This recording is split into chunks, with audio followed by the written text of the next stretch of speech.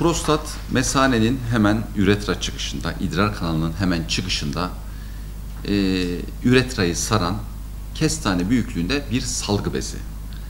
Bu bez ne işe yarıyor diye sorarsanız, bu bez erkeklerin üreme döneminde semenin içine, bizim ejekülatın içerisine bir dolgu malzemesi vererek spermlerimizin kadın vajinasında daha uzun süre yaşamasını sağlayan bir salgı bezi, salgı üretiyor.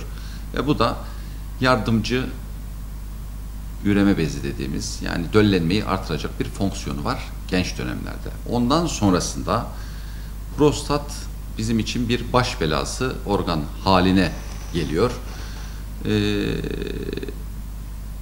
Prostat ne gibi hastalıklara yol açıyor derseniz, prostat iltihapları çok sık görülen, erkeklerin çok sık görülen bir rahatsızlığı. Bunun akut ve kronik gibi iki tane aşaması var.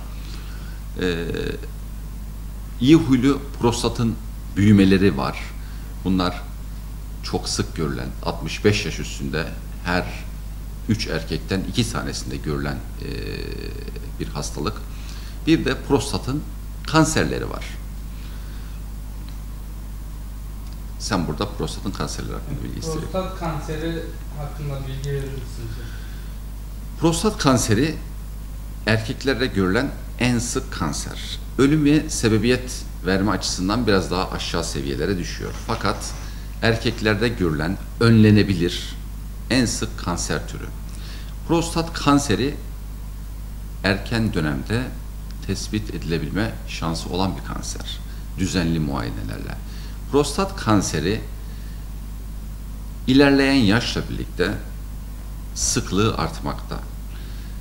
70 yaşın üstündeki hastalarda nereden baksanız %3'te 2'sinde gösterilen prostat kanseri olduğu gösteriliyor. Ama bunlar klinik önem açısından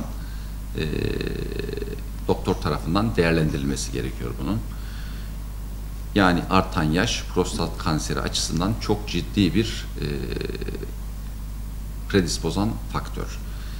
İkinci en önemli faktör de genetik yatkınlık. Biliyorsunuz salgı bezleri, salgı hücrelerinin olduğu içeren kanserler ailesel geçişi çok yüksektir. Tıpkı kadınlardaki meme kanseri gibi. Erkeklerde de prostat kanseri ailesel geçişi en yüksek tümörlerden bir tanesidir. O yüzden akrabalık ilişkileri, babada prostat kanserinin olması, amcada, erkek kardeşlerde, erkek kuzenlerde prostat kanseri olması diğer normal popülasyona göre ihtimali çok fazlaca artırmakta.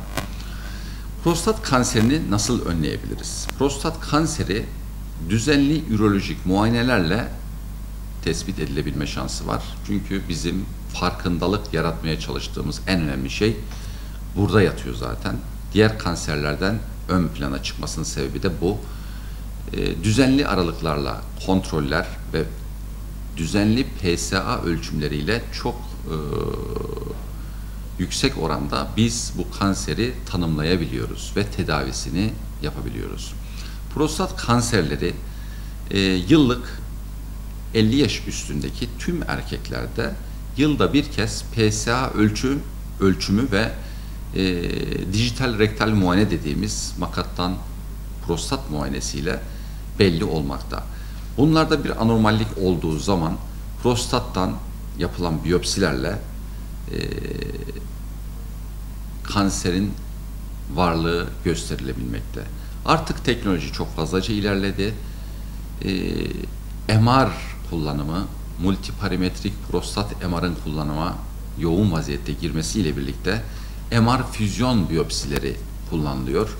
Bunlarda kanser tanıma, kanseri gösterebilme ihtimalimiz çok fazlaca artmakta. Prostat kanseri tanısını koyduktan sonra biz hastaya öncelikle kanserin şeklini, hangi evrede olduğunu göstermemiz gerekiyor. Prostat kanseri eğer organa lokalize ise, yani sadece prostat içerisinde bulunuyorsa bizim tedavi şeklimiz ya prostatın tamamen çıkarılmasını içeren radikal prostatektomi dediğimiz ameliyat. Bu ameliyat açık ameliyatla yapılabilir, robotik yöntemle ve laparoskopik yöntemle yapılabilir. İkinci alternatifte radyoterapi dediğimiz yöntemdir. İkisinin de onkolojik sonuçları birbirine eşittir.